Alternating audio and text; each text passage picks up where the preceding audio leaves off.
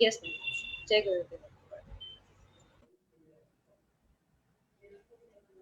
A very good afternoon and Jai Gurudev to everyone.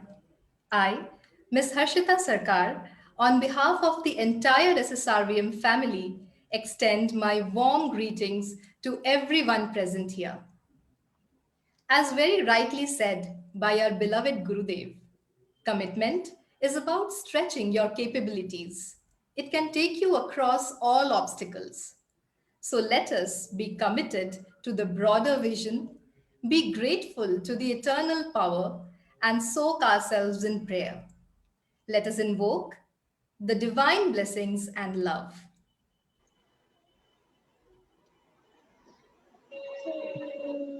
Namo Sharada, Namo Sharada, Namo Sharada,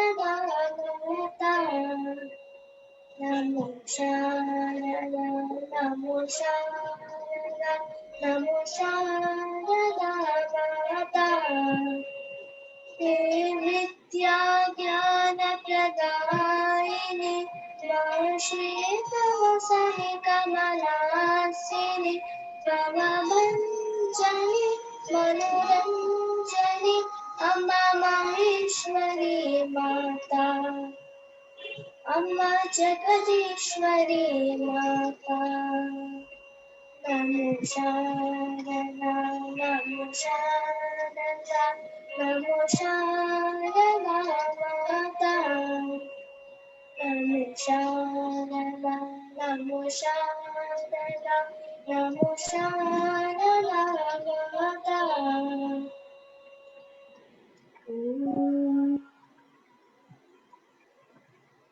ध्यानमूलं गुरुर्मूर्तिः पूजामूलं गुरुर्पादम् मन्त्रमूलं गुरुर्वाक्यम् मोक्षमूलं गुरुर्कृपा गुरु एव गुरुस्थाने शिष्यस्थाने तु शिष्यः गुरुरस्ति ज्ञानवृद्धो च शिष्यस्तु सर्वदा बालः ॐ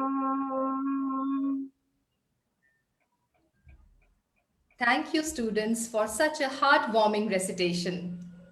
I feel extremely privileged and profusely overjoyed to welcome our chairman, Commodore Harshaji, guest of honor and trustee, Srimati Rajita Kulkarni Bagga ji, our honorable trustees, head of academics, Srimati Rama Venkatesh ji, all the academic council members, the Lit Fest team curated especially by Mrs. Jayashri Murali, Mr. Sameer Kapadia, Mrs. Sulakshana Bandopadhyay, and Ms. Srividya Anup, all the distinguished heads, principals, our wonderful parents, and our dear teachers to celebrate the joy of reading in the SSRVM Lit Fest.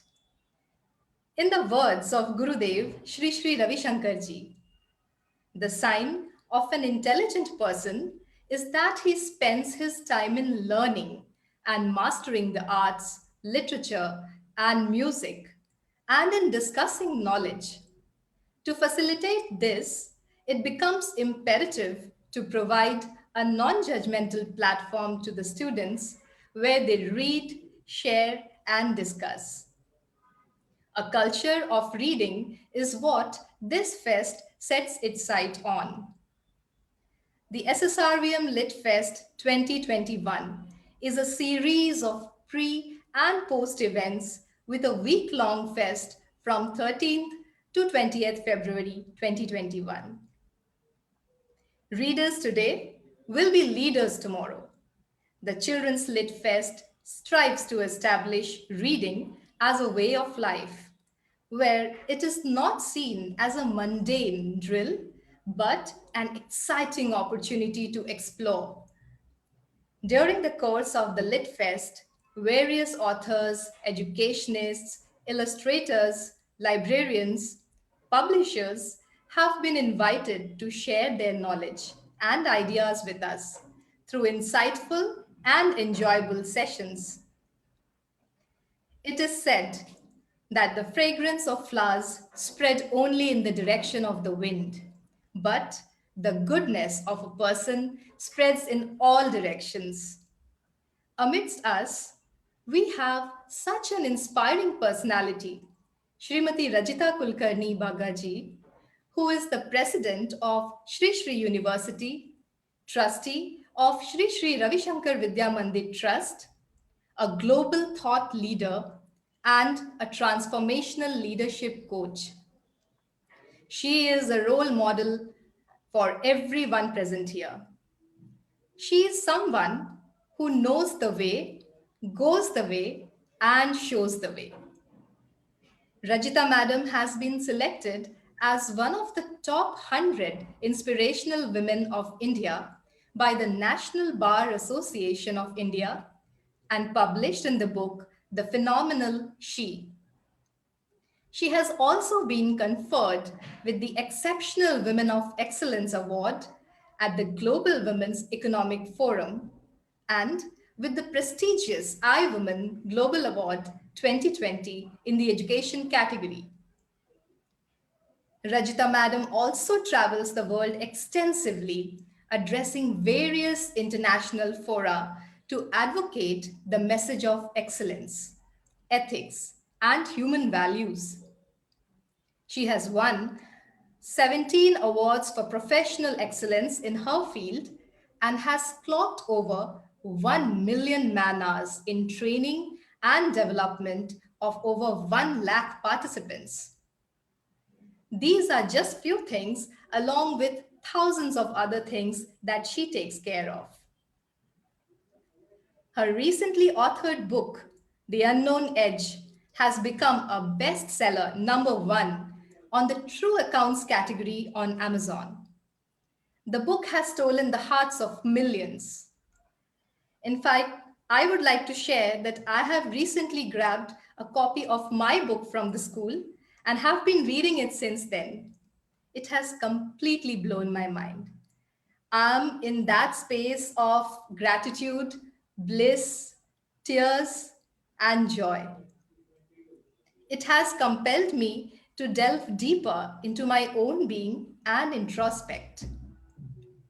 The book has magical powers to take us into the realm of the unknown, wherein the seemingly impossible things in life become realities in the presence of a guru. It takes us on a timeless journey with the Master and offers a pleasant surge of devotion and a profound sense of grace flowing. This is definitely a very handy book for the students on commitment, dedication, hope, faith, responsibility, and leadership lessons. Replete with gripping personal stories and experiences, with knowledge assimilated over the years, this is a heartfelt, inspiring account of someone who balances the sunshine of worldly success with the wisdom of the otherworldly transcendent reality, staying on the unknown edge that bridges both. I am literally moved to witness the guiding presence of Gurudev all along saying, situations are being created to invoke the valor in you. I'm taking care of the result. Truly, with Gurudev by our side, nothing really seems impossible. Let me now show you some glimpses of the thought that propelled Rajita Madam to write this magical book, The Unknown Edge.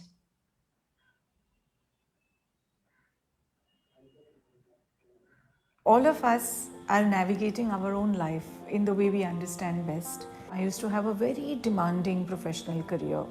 I used to be with Citibank. As I grew more and more senior, my responsibilities increased, my deliverables increased. And if we want to excel ourselves in our lives, then all of us are looking for ways and means to do better. Having been on the spiritual path now for almost close to 3 decades, I have learned one thing. You may be thinking something, but there is a divine design where you are moving or being moved. The fact I'm sitting here alive in my full capacity itself is a miracle. Me and Ajay, my husband, were in the Taj Mahal Hotel on the night of 26/11. There was a moment that we thought it was our end, but something happened at that time. I think it was that one moment which changed the fate of our life. And if I look back on my life, for me to think, okay, I came this far, I think there is a big unseen hand behind this. And there is an unseen hand like this in all our lives.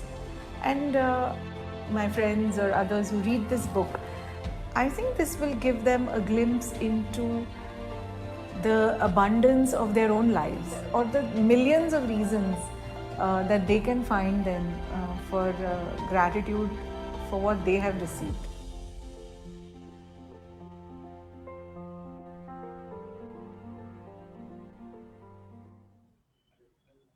Wow, that was truly so inspiring. Rajita Madam, we are extremely fortunate to have you here today. We extend an affable welcome to you once again. Thank you very much, Harshita. As it is very popularly said, that a room without books is like a body without a soul. And you have already brought in the soul of this afternoon with your very, very beautiful and very, very pearl like words that you have spoken just now. I'm very impressed, really beautifully spoken. And I'm so happy to be here on the first day of the SSRVM Lit Fest. I think the habit of reading, the joy of reading, and what it can do to our, not only our intellect but our consciousness, and how it can shape our character and personality, is something that we need to re-emphasize and reinstate. As we all know, the world today has become more and more electronic, and people are reading less and less, and that much more for children.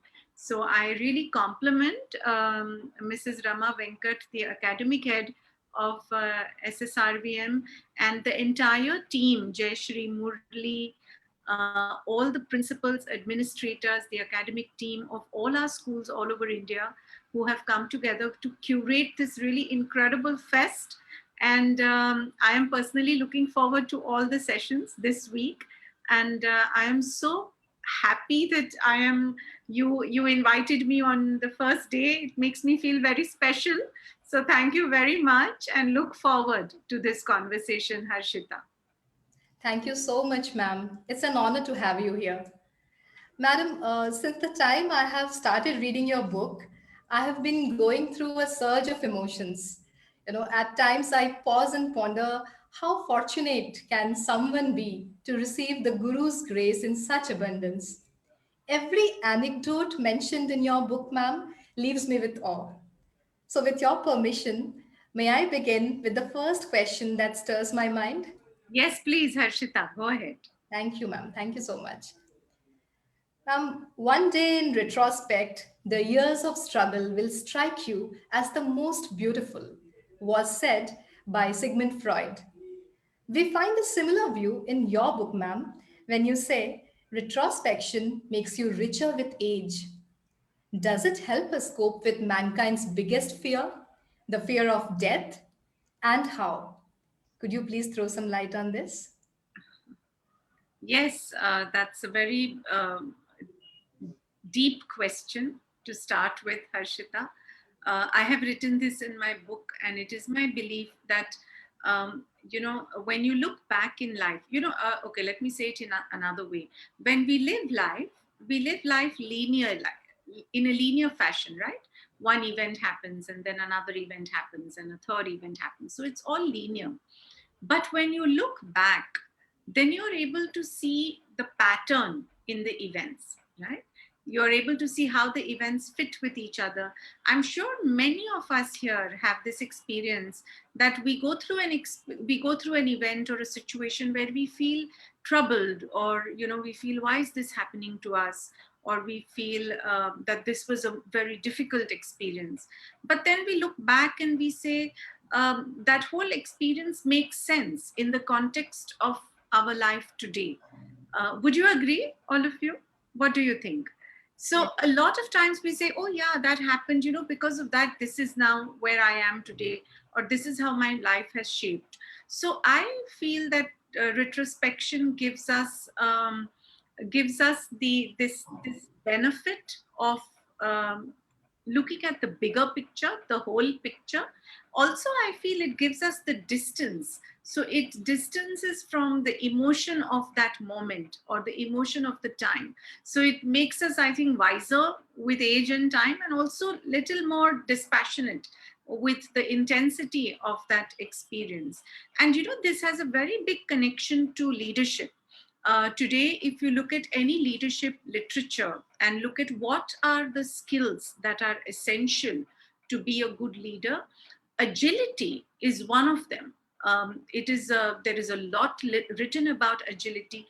And what does leadership agility mean? Leadership agility means the ability to look back to where you came from to where you have reached, so that you can therefore plan how to move ahead. Normally we understand agility like being fast or agile. It is that as well, but the ability to step back, take a look at what happened to come back to where you are now. Only then how you can move ahead.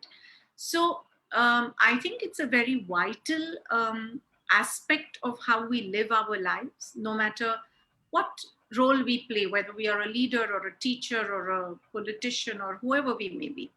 But the habit of taking a step back before we move forward, I think is very crucial today, and especially in the time and context of the world we are in now, this post-pandemic. For us, it is a little bit almost post-pandemic. For many parts in Europe, US, they are still in the grip of the corona pandemic. And the world is changing. The world is changing. You asked Harshita about death in your question. And look at this last one year, about 2.2 million people, 22 lakh people have lost their lives. And so death has, met us, I think, quite closely as a humanity in this last one year. And I think that is why it has allowed us all to value many things of life, value relationships, value love, realize that we can live with very little. And I think that is also what happens when you come face to face with death or close to death. The pandemic also, so many people know. I mean, I'm sure all of us know someone who either suffered and lost their life, or someone whose dear one suffered and lost their life. And it has not happened to us as a humanity. So I am sure even this experience for a long time to come will recalibrate and reshape how we as humans live our life, how we relate to each other. And it should, because if it doesn't, then we have not learned from our life experiences. And I think that is what retrospection in a way does. That's the way I look at it. What do you think?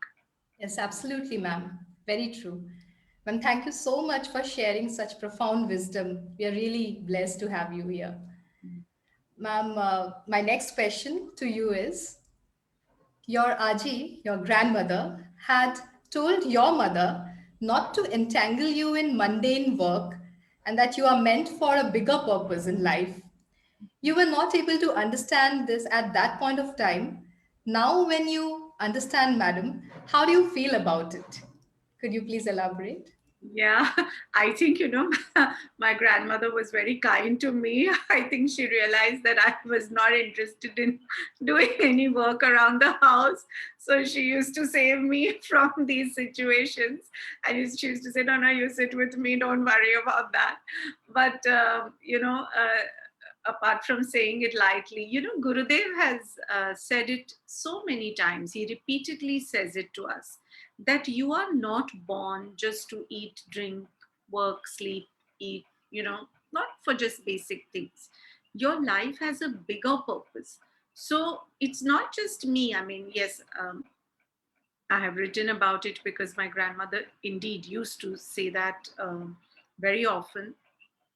And of course, at that time, I didn't understand what it meant. It was just a good escape from doing some home, household chores.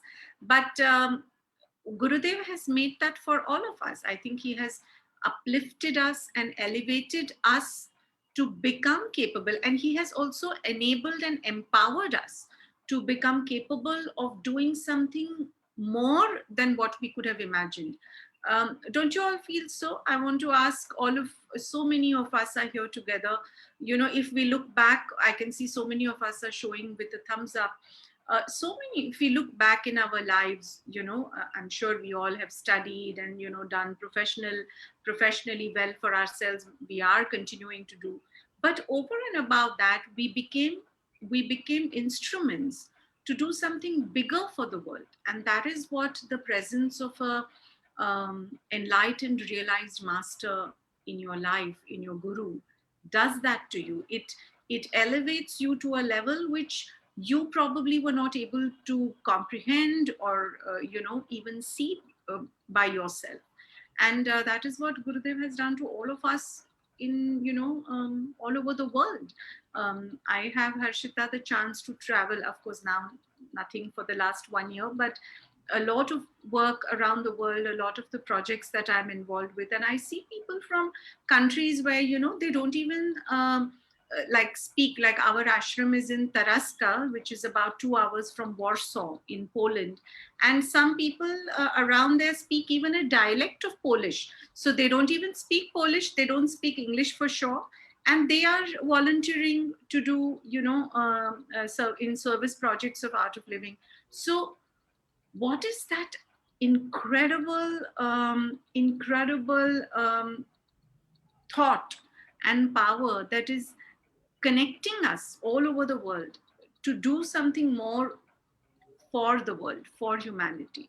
And I find that we are very fortunate, all of us, because we are getting not just the guidance, but also the platform to do. See, Harshita, many times suppose you want to do something, but you don't know what do I do, where do I go, what should I start doing. Many times people ask me this question. I want to do something for my community, for the society, but I don't know where to start. And Gurudev has given so many platforms to us. If you're interested in education, you can do education for environment, for youth work, for women's related projects, technology, yoga, meditation, so many hundreds of avenues we have.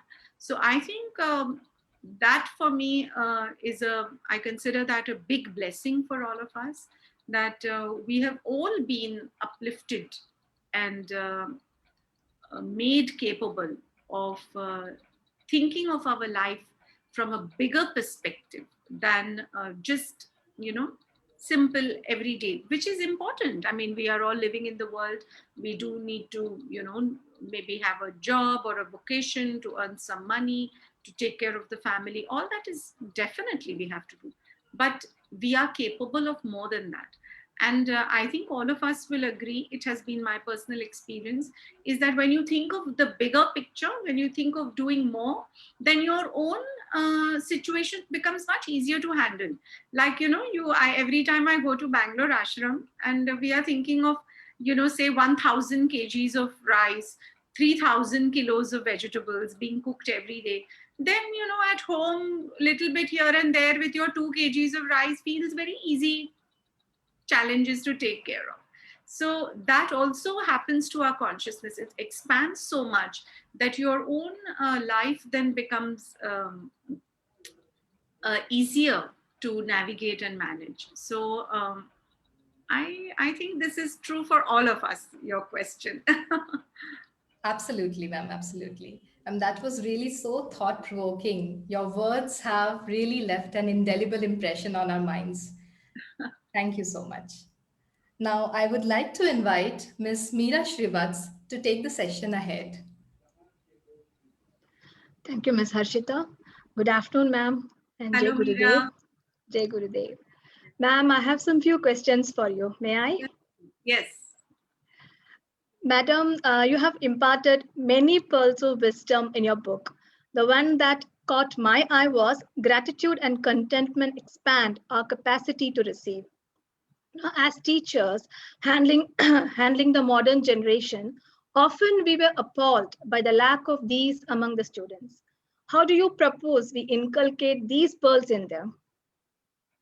Yes, Meera, that's a very important question you have asked, and I know many parents are have joined us today. So many teachers have joined us today, and I think this is a question that is facing not just us, you or us here, but I think it is facing um, parents, teachers of the whole world. Because I feel, Meera, this is generational. See, look at the environment we are in today. We are in an instant environment. Pizza comes in 30 minutes, otherwise, you get money back. You know, you order something online, it comes within 24 hours. So the world environment has got constructed in a way that is promising instant gratification for everybody. That's number one. Number two, like never before, we have access to the world, right? We are living in an I'm using the intermingled a lot these days, because we are not just interconnected, we are intermingled. We know this minute what is happening in every part of the world through social media, through the digital media, through the news. So I now have access to what, if I am a child of 10 years old, I now know exactly what a child of 10 years old gets in Europe, in the US, in America, in Africa, in Middle East, everywhere. So there is a lot of comparison possible. So if you ask me, I actually have a lot of empathy for this, for the children of our generation, because they are being bombarded. There's so much stimuli on them, and you can't help but be in that state of, I'm sure there is a lot of confusion in their minds. See, we studied at a time. I sometimes really always say, Meera, thank God I studied when I did, because how does one study today in this environment where your phone is beeping continuously? So I don't blame the kids. I think we need to hold hands, because the world ecosystem has become like that. Instant gratification. You don't need to be patient for anything to, fructify for results, and access to everything. So, then it's a little child thing. So, if he can have it, I also want it, kind of a thing. So this is a reality, and it happens also today as families and parents get busier. Sometimes it's easier to sort of buy the happiness, isn't it? You say, okay, you take these extra toys or some gadgets, and because everybody is on the conveyor belt of time, which is moving really fast. So I think firstly we need to have a more empathetic perspective to this, rather than say, oh, you are not grateful or you are never contented. That is just the result of, I think, so many of these reasons that it is happening, in my understanding. I think first we need to be accepting and empathetic of it. Secondly, what all of you are doing as teachers in our SSRVM schools, there is so much focus on connecting to our roots. I always say this, that the more we connect to our roots, the more we can enjoy the fruits. So the connecting to the roots, whether it's our culture, whether it's our heritage, whether it's our languages, like how we are teaching Sanskrit in SSRVM, I think that is very, very essential. It is now the benefits of all this is known all over the world. So it is a foregone conclusion. So that, and thirdly, what Gurudev always has been advising parents and teachers is integrating seva in from a very young age. It is like in Shishi University also, the three values that Gurudev has chosen for the university are learn, lead, and serve. So learn from the best source possible so that you can become leaders. Yes, lead, be successful, not as an end in itself, but so that you can serve back. So, service is important. I want to tell you, when the university was very new, of course, now also we are very young university and continuously being built over the years. But that time we barely had very few buildings, and such a large campus. So we hadn't electrified it yet. So I used to do town halls every time I would visit. I would sit with the students and say, okay, what do you want? What else is, what is the problem? And every time I will get a long list and I will make a note, and then we start fixing those. So I remember once we were I was in a town hall like this, and some of the girls said, ma'am, from this stretch to this stretch, there is no light. So in the evening, then it's a little dark for us to walk, and, we need a light there. And so we were talking about that, and we made a note. Immediately after that, we were that time doing a project for handing over solar lamps to the surrounding villages near Shishu University. So that day was one such program in a village. So I told all the students, I said, come, let's all go together. So we all went there. Meera, that village is about 5-6 kilometers away from our university, not so far. Balunka was the name of the village. And it had never, ever had electricity in that village. It never had electricity. So by the time we reached, it was 6 o'clock in the evening, and it becomes dark there early. So we had to park our cars, and with the headlights of our cars, we had to do that event, where we were distributing the lights and the villagers were taking it. And then we were helping the villagers install it. It was like a panel on the roof and then a bulb. So it charges the whole day and it burns for the whole night. After we did that, we came back and we were eating dinner together. The same girls came and told me, ma'am, we never realized that this village has its whole life never had electricity. It's okay. This one light missing here is not a problem. As of now, it can be fixed. The reason I'm sharing this is because we only make our children look ahead of, who is better than us, who we can compete with more, who we can do better than. But if we inculcate the habit of also making them look who is worse off than us, then I think it will develop the sense of contentment where the child will say, oh my God, I have so much. I have so much. And that gratitude also will come over a period. I'm sure all parents have their own ways of inculcating this, but this is what I have seen, I have heard Gurudev repeatedly advise this, and I have seen this also. So I think some of these approaches might help. What do you think? There are so many experts here, so many senior teachers are here. What do you all feel? Nina, what do you think about this?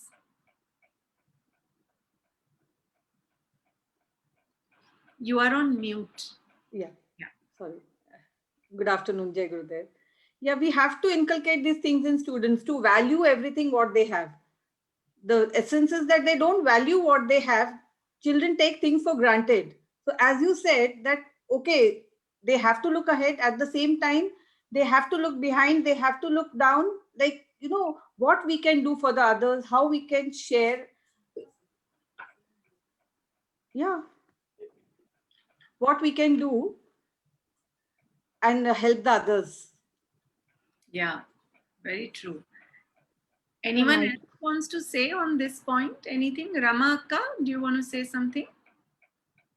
I agree with our Neena ji, Jai Gurudev everyone. I agree with our Neena ji. And this is what we keep talking to our teachers. And even when we call the parents for the orientation, we keep talking about it. And then we take our city school students to the nearby village, and community service we do.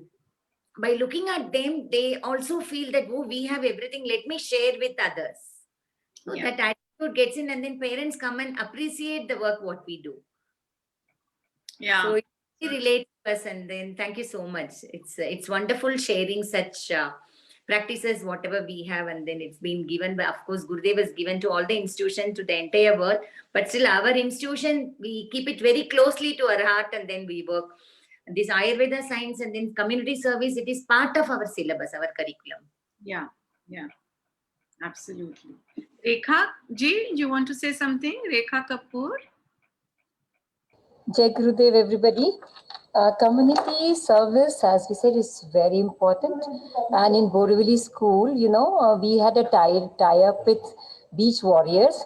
and our students used to go and clean the beach there regularly after Ganpati during holy time. Students used to go, and at the same time, our students used to go and clean railway stations, subways, so that there is community service is taught to our children when they are very young.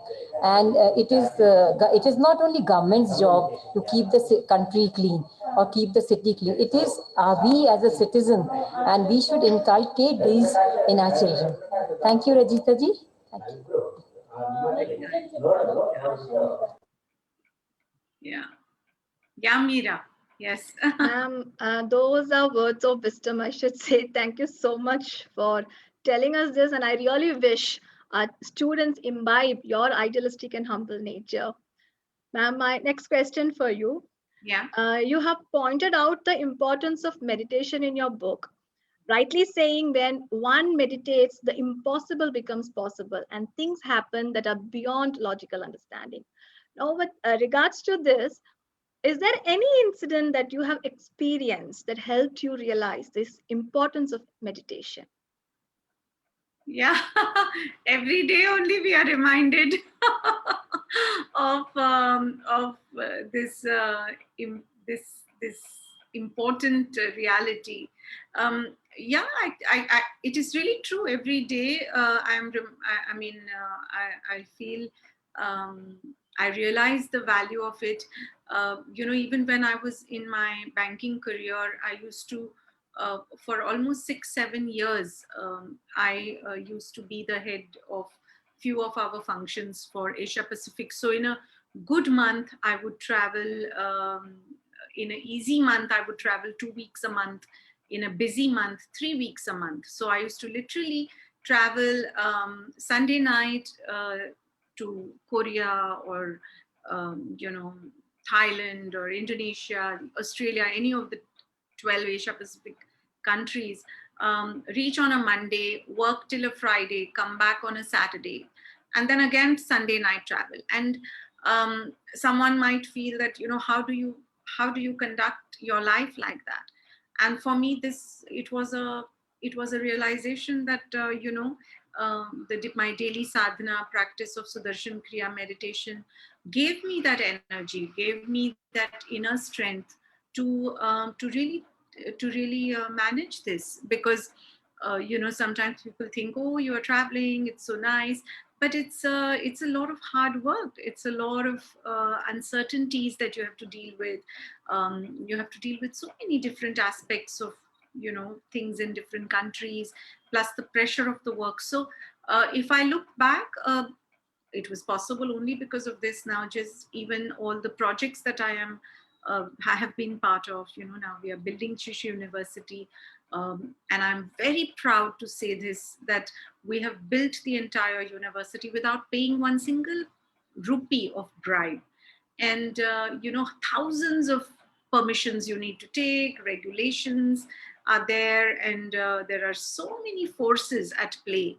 And I have had so many incidents, experiences. I have written about some of them in the book, where you are challenged, you are, questioned, you are pushed, you are even threatened sometimes. And where do you get that power from? I found that that is what meditation has done and given me. It has created a beautiful, like a, what do you call it, like a sheath around, and which seems to protect us, and at the same time has given the energy and the strength to keep moving ahead. Many times people think that meditation is like something very, you do it and you kind of sleep off, or it makes you dull. No, this is a very dynamic and a very energetic aspect of our life. It allows you, that's the paradox, the deeper our rest because of meditation, the more dynamic our activity. So it is that it in fact creates that vibrancy in life. It fills it with enthusiasm, with positivity, and with the intent and the ability to do big things. Otherwise, I don't think our mind can get, very few people's mind get cultured like that to think big, do big. So for me, there are hundreds of stories. And of course, there have been some rather traumatic moments of my life, like when we were saved from the terrorist attack of 26/11. And after that, I realized that, like how when you go and do a root canal, then very regularly we all brush our teeth 3 times a day, very carefully. We are choosing the toothpaste and all that. It makes you feel, the value of brushing the teeth. So after that incident, I realized even more how it was curing me. I saw how it was curing other people, helping us, come back to our normalcy of life. So every day is new learning, Meera. Yes, ma'am. I'll remember your words: dynamic, energetic, ability to do more, bigger things in life. Ma'am, this has been a very motivation. This is actually a motivation for me and for other teachers present here, and an eye-opening moment. Ma'am, since you talked about your the traumatic event in your life, if I may Yeah. ask something about it. So your book recounts the experience of surviving the 26/11 Mumbai terror attack. Now, how has the incident impacted your life? Yes, I'm getting this asked this question many times, and I will keep the answer short, because how it has impacted my life is that it has um, taught me even more, and yet again, the value of love, the value of life, and the value of what is really important in life. You know, many times we run after so many things, but ultimately, what is it that we need in life? What is really important? So I think it again taught me that. So When I read that chapter, the first chapter, I was actually traveling with you through all sorts of emotions, fear, anxiety, and that one sentence that you had written when Gurudev called you actually brought tears in my eyes. I kind of welled up just to know the master is there no matter what happens, and yeah. to see you here in front of us is a miracle actually. So I'll move on to my next question, ma'am. This is something that all of us would like to know. How was the site for the Sri Sri University decided? And when you saw Gurudev almost scanning the entire landscape with his eyes, as if creating an architectural plan for the campus, what kind of thoughts and feelings were you going through at that moment? Can you please tell us more about the incident? Yes, I was in complete disbelief. I thought, what is this place? What can we do with it? There was nothing there.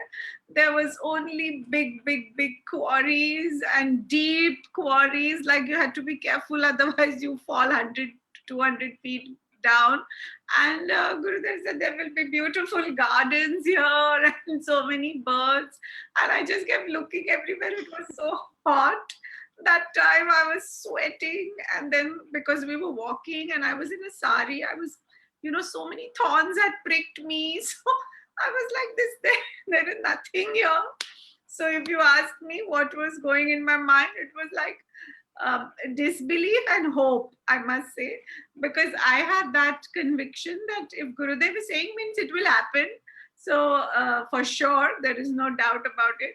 But I was like in my heart hoping that it happens soon.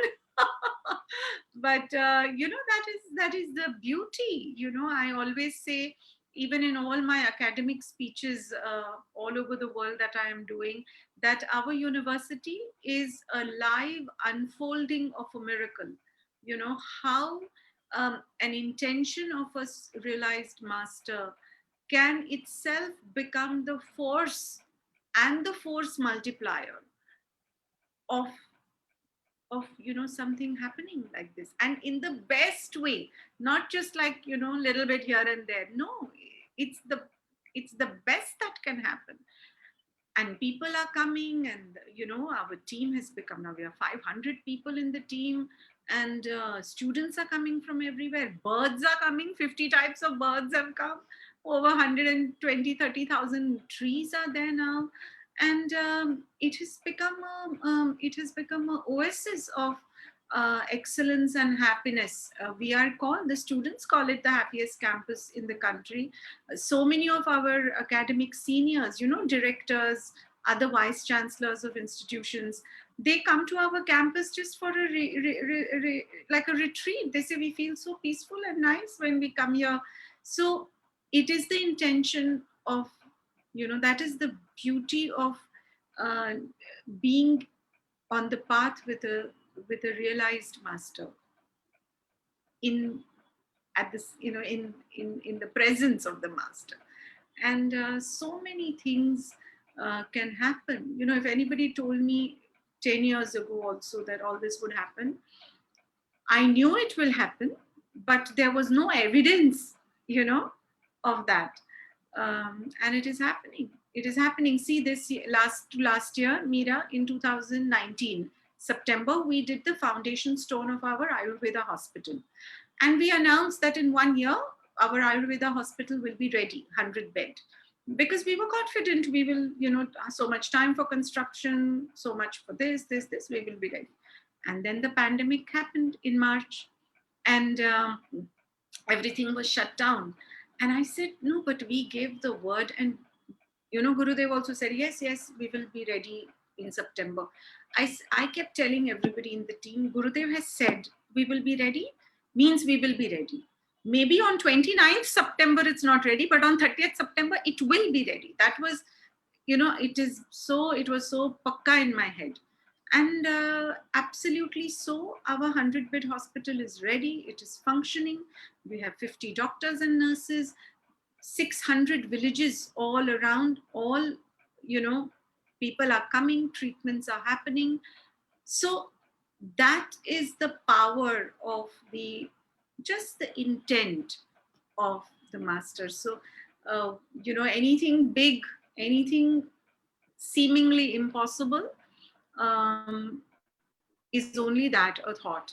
Actually, it happens. So I am very grateful to be a part of this journey, because I have learned so much. When Gurudev, I didn't even know. I was in Korea. I have written about that story in the book. I was in Korea on a Citibank official visit when I was called by Gurudev to accompany him to Bhubaneswar. And then he said, she will look after it. She will look after the university. I don't know what it means. Look after means to do what? Like, I have to sit there. What do I have to do? And slowly that meaning also was unfolded. And to get a chance to be a part of a journey like this is a gift of a lifetime. So, yeah. Many times it has happened, Meera, when Gurudev sometimes says something, it feels completely like, how come this will ever be possible? But it always does. And I think that's why it is the power of the big mind, the intent of the big mind, which has to happen. Yeah. Yeah, I completely agree with you, ma'am. Being next to Gurudev is nothing short of feeling, divine presence next to us. Yeah. I completely agree with you. Madam, my next question to you is, you are an inspiration to many aspiring women, including me. So my next question is regarding to this. A woman plays multifarious roles in her lifetime.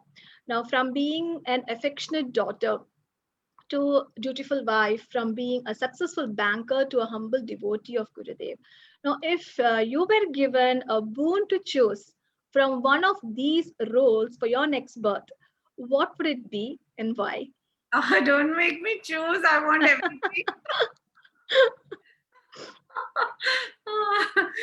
Let me answer this another way, Meera. Whenever Gurudev goes to Mongolia, or whenever anybody from Mongolia comes to meet Gurudev, even in our ashram or anywhere, you know what? One thing, the mothers come with little babies, little cuddly, cute babies they bring, and they give the baby to Gurudev like this, and they say, please bless that the baby gets enlightened, and if not enlightenment, that the baby should come back with you in the next life. So Gurudev always says about Mongolia, they always ask like this, bone. So I think the answer is quite open, but I would like to have it all. I'm sure all of us, ma'am. Yeah. But thank you so much, ma'am. Now, that was quite inspiring. And I request now Miss Sushmita to take over. Thank you so much. Thank you, Miss Meera. Jai Gurudev, ma'am. Hello, Sushmita. Hello, Jai Gurudev, ma'am. Firstly, I want to compliment all of you on your backdrop. It's stunning. Whoever has designed it, huge compliments. And I am so touched with the way you have put my book like little out like that with the unknown edge. It's such a smart design and so artistic. Thanks a lot. Please send me this backdrop for myself. Thank you. Sure, ma'am. Thank you so much, ma'am. Ma'am, my thirst for knowledge makes me ask you more questions. May I? Yes, yes. Ma'am, this is something all of us are struggling with right now. You have empowered women all over the globe. Your persona inspires us to do something wonderful and find time to invest in us. But with this work from home culture spreading its roots, do you feel women will be more burdened and it will be difficult to balance life and work? Ma'am, can you please share a few tips with those aspiring women on ways to balance things like you are doing? Yeah, it's a very, very important question, Sushmita. And, this is a question which we can do as a full session because work from home will be an established norm for the world. I recently read a McKinsey report which says that 30% of the global workforce will permanently work from home in the near future, like in the coming years. Already, so many companies have announced that employees can permanently work from home. So now it may be 30%. I foresee that there will be a time when it will be half and half, and then more and more it will be flexi work. It is already like that today. Somebody sitting on the beach somewhere and he's a coder for some company, in another part of the world. And this, by the way, will happen for education. I have been speaking about this a lot. Rekha ji has heard me, Ramaka has heard me, that flexible, anytime, anyhow, anywhere education. If a child is willing to stay up in the night to watch Harry Potter, is that the time we need to teach him or her versus at a time in the morning when they are rubbing their eyes and struggling to stay awake? So there will be more disruption even in education, and so work from home and education, and it is therefore for us compelling to think for in many ways. So for example, you as a teacher, Sushmita, if you are working from home, what does it mean for you and the parents of your students are working from home? That means everybody is in everybody's Zoom screens nowadays, isn't it? Yes. Some ajji is coming, some ajoba is coming, some parent is coming, somebody's feeding, somebody's even half bathing. It is the norm today. You cannot, you may not like it or want it otherwise, but this is what it is. So we have to find definitely ways. I think we will settle into an equilibrium. So I recently wrote an article also about it, and I'll share one or two thoughts from that.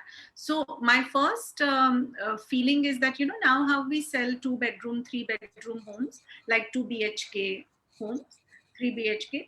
I have a feeling soon we will start selling like 2 BHK, 3 workstations type of home compositions, like where you have a room or like a long sort of a area which is just broken into cubicles.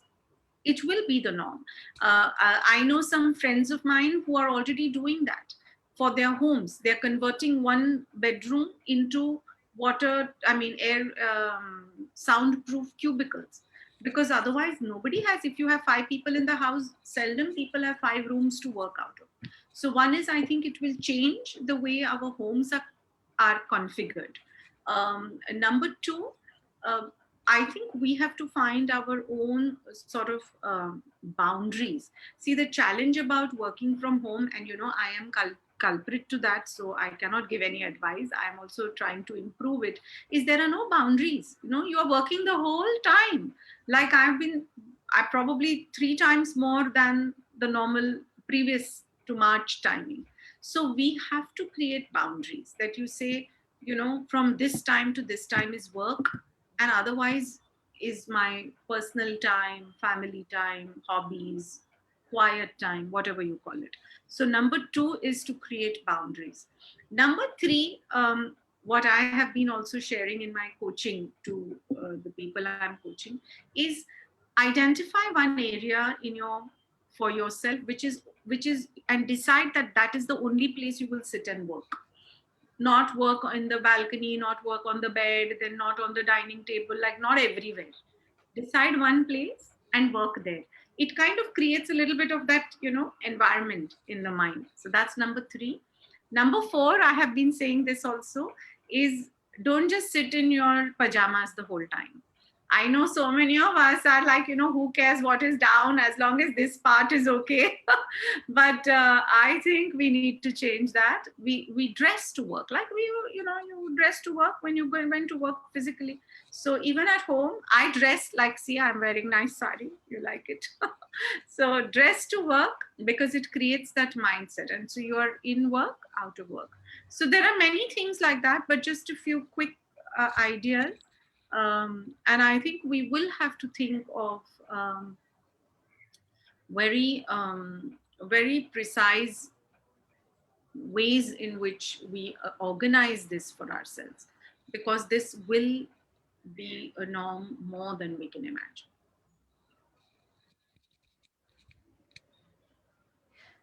Thank you so much, ma'am.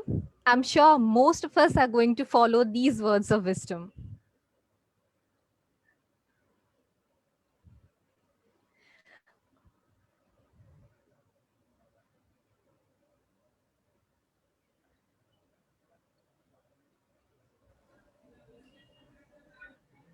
Ma'am, my next question. You always had the shadow of the divine even before you came under the guidance of Pujya Gurudev.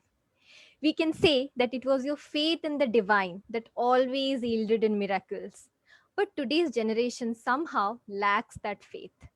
Ma'am, how can we as teachers lead them into that direction? Would you please elaborate? Yeah, it's also an important, I think, point of discussion. And I'm not sure there is a direct black and white A, B, C, D answer to this. But I think what is important is for us to ask ourselves, why should they have the faith? What is it that will change for them or happen for them that with that faith? I think people understand faith in different ways. Some people understand it as someone they can trust. Some people understand it as someone with whom they feel secure. So faith, trust, security are different, I think, ways to express that, I think, a feeling that is quite close in each of these words. So, many times many friends of mine also say that, oh, our children, they don't want to go to the temple, or they don't want to do this and that. And my question to always them is, why do you want them to do it? Let us first be clear about that.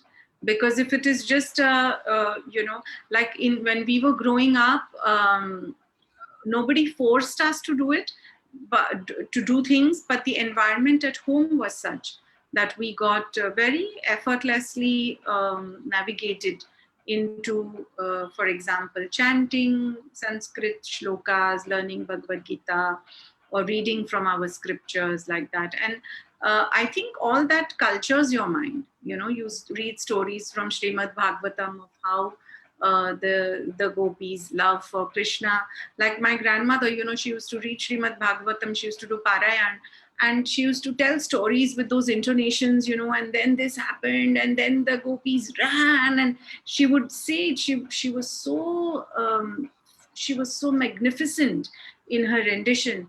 And I used to listen to that. I used to say, this, it's like so boring to read that Nancy Drew compared to this. I mean, I love Nancy Drew. It was thrilling. But compared to this, it felt very like, without any rust like that. So if it was not for her, I don't know how I would have got introduced to some of these stories, or to this beautiful wisdom that is there as our heritage. So I think it starts with us, our behavior, the kind of environment we create in our homes, and I think also our faith in the children that they will do it. I think like it is said, trust comes from being trustworthy. So if you want to be trusted, then you have to be trustworthy. So I think if you want someone to have faith, then I think maybe we have faith that they can have faith. So yeah, this is a big discussion to have. I think I want to request Ramaka, sometime we should have just a conversation on this topic and get a few people and just have a open conversation. Definitely. We should organize a session, separate and special session. Yeah, because these are very important, and in the world, especially today, like you all know more, you're meeting hundreds of children every day. See how for children, somebody was telling me they have a little baby, and the baby is anything that needs to be pressed feels it's a sanitizer, because all the baby is seeing is this, sanitize, everybody sanitizing. Now imagine these little ones who have spent probably 1 year of their peak childhood, 3 4 year olds, 5 year olds, 7 year olds, indoors, 1 year indoors. It is worth questioning and asking what is happening to their minds. What I heard, somebody was saying that he was working from home for so long, and then one day he had to go to office for a few hours. So he went. Now everything is more or less opening up. And the son was so nervous at home. He says, "Oh, dad may not come back." Because now 1 year, he has only seen dad at home, and he feels if father leaves me, then. So there is a lot happening today, which I think we have to be very sensitive and empathetic to. And I think I would like to hear also others' views. So we should plan something, Ramaka, and please call me back that time. I would love to be part. Yeah. We'll make it happen. Yeah. Ma'am, this has truly enlightened each one of us. Your words have shown us the path. With faith and trust in ourselves and in our children, things will definitely fall into place. Yes. Ma'am, my next question to you: when the master says, you just have to stand there, I am doing everything for you, what does this kind of reassurance mean to any disciple? Yeah, it actually means that you work 100%, you work very hard, you be 100% committed, and then I will take care of the result. Sometimes people misunderstand it as, oh, I can just, loaf around and lie around and things will happen. I don't think that's quite the case. It is said now, when you give your 100%, then the divine gives you 100% grace. So I think that is what it means. I am a big believer in self-effort. See, the Yoga Vasishta says that there are 4 ways, 4 doorways to liberation: self-effort, dispassion, company of the wise, and contentment. 4 doorways to liberation. And I guess each of us get navigated towards our dharma, that I'm quite convinced with. So for me, self-effort has been a very important aspect of is a very important aspect of my life. I work quite hard, not to confuse between hard and smart. Smart, hard, smartly hard. Yeah, I think that is what then paves the way for you to make things okay. you know. So, see, if the river says that I won't flow, but I want to meet the ocean, I'm not sure it can happen. Ocean is there, it's waiting to receive and available to accept. But the river has to flow, then only it can meet the ocean. So, and because it flows towards the ocean, it doesn't matter those, some stones come, some rapids come, some rocks come, some, twists and turns come, but then it is in that, it has already started the journey, to the ocean. So then it just continues. It, it gets pulled by the force. So that is what I think I understand it like that. What do you think? Huh? Yes, ma'am. Yeah. Not that you don't do anything, you chill and watch Netflix, and I will do. No, I don't think. Maybe in the next print I should clarify that. Yeah, but it's already going, I think, for the next print. So yeah. Yeah. Ma'am, I'm sure most of us must have felt the presence of the divine, and we should not mistake it to be any advantage. Rather, should consider it to be a responsibility, as you said, Very 100% nicely said, dedication. Sushmita. Very well said. Very well said. Thank you, ma'am.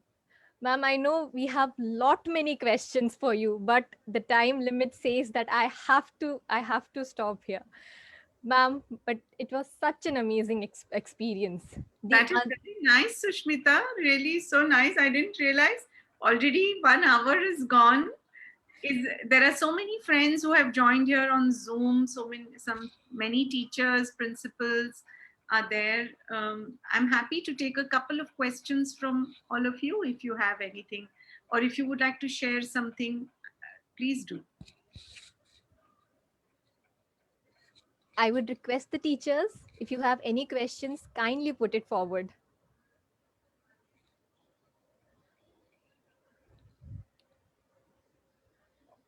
Okay. I think all Ma- questions uh, answered. Ma'am, I have a question here. Yeah. Ma'am, while writing the book, you might have gone through a surge of emotions. You might have experienced so many things. Is there any one particular situation or any one particular memory that always comes back to your mind when you think about how was that time? Would you please share it with us? Yeah. Actually, I started writing 2 years ago, but it was not like hardly, I used to write few days and then not write many weeks, and then again few days, then maybe not write some months, like that, because I was traveling a lot, and then it's easy also to make excuse, oh, now I'm tired, now this, that. Last year in May, I lost my father. Just he had a massive cardiac arrest. And when he went, then I thought he would have loved so much to read my book. He was so proud of me. I do something little and he would send it to all his friends, all our relatives on WhatsApp. And I used to be embarrassed at that time. I used to say, Papa, don't send like this. But he was like so proud. Parents are proud of the children. So then that time I felt, how I delayed it. So this was in May last year. And then I said, I really felt that time that I lost time. And then I worked on the book quite hard. It took a lot out of me because, so much was happening. I have all my other responsibilities, university, WFEB, teaching, so many other things. But I worked very hard then. There were many nights I worked. So full days I used to have calls and meetings and all. Then nights I used to work 9 o'clock to 3 o'clock in the morning, and then sleep for 3 hours, then wake up, do sadhana quickly. And so then I worked very hard. So I kept the first copy, I said, in front of Papa's picture, and I hope it has reached him in some way. But that is the value of time again, no? For all of us. We keep thinking, I mean, maybe you don't, but this time that was a lesson for me that And recently, Gurudev said also, no, that on the spiritual path, don't procrastinate. So I was not procrastinating. I was just like, other things filled up my time. But then I just went after it. And then when I was doing it also, then, when we were editing, then somebody got COVID, then somebody else got COVID. It was like such a, it is, they say, when you do something big, every adichan might come your way, but then you have to push through that with your willpower and commitment. So that's what. So I hope everybody is reading or has read or will read my book. Do buy it. It's on Amazon, easily orderable online. And when you read it, please share it on your social media. Send me a picture of yours. I will also share it on social media. Send me a picture with the book like this. You can hold it like this, or you can read it like this. You are reading it. Send me a picture. I will also share it. And do write a review on Amazon, because it helps other readers to understand the book, what it is about. So that's my request. Definitely, ma'am. We would love to do that. Ma'am, the book, the Unknown Edge, has had a life-enhancing impact on millions of people. It is an I unforgettable must say, story. Rajita, not yet millions, I hope.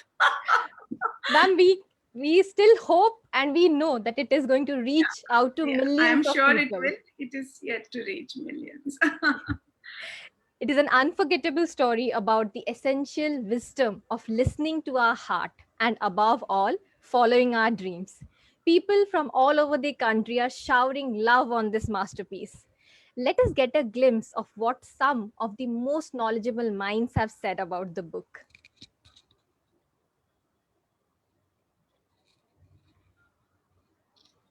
Yeah, this is Monica Hanan. Monica ji is very famous author herself. She was the editor of Mint. This is Anjali Raina. She's the head of Harvard Business School in India.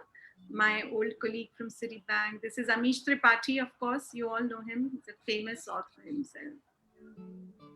And of course, Arundhati Bhattacharya ji, she's the former chairperson of State Bank of India, the only woman chairperson. This is my friend Petra de Sutter. She's the deputy prime minister of Belgium and a very respected political leader in Europe. They have all said very kind things about the book. Wow, wasn't that amazing? Let us not deprive ourselves from knowing more about the Master and the ways in which he guides his disciples into the right path. I would urge everyone to go through the book, The Unknown Edge by Srimati Rajita ji. Do grab a copy of your own from Amazon. With this, we come to an end of this enthralling session.